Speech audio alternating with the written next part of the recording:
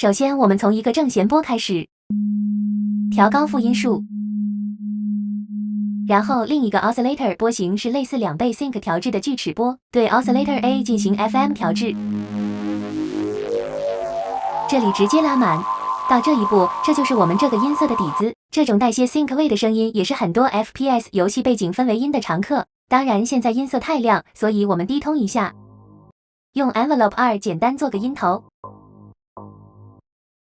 用 L4 控制 FM 程度做出变化感。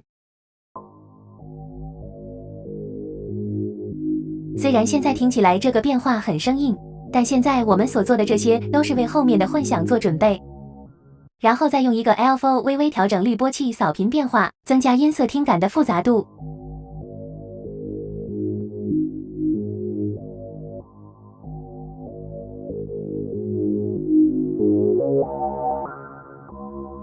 在效果器里先加入这些效果，它们的主要目的就是让音色的听感相对更紧张、饱满。然后加入最重要的混响，这里 size 的值是比较大的。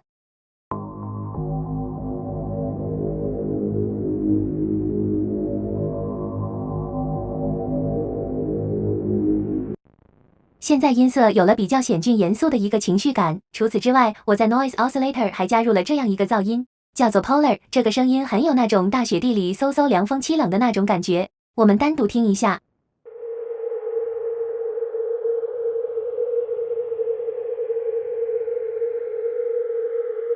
叠加在一起，就得到了我们的最终结果。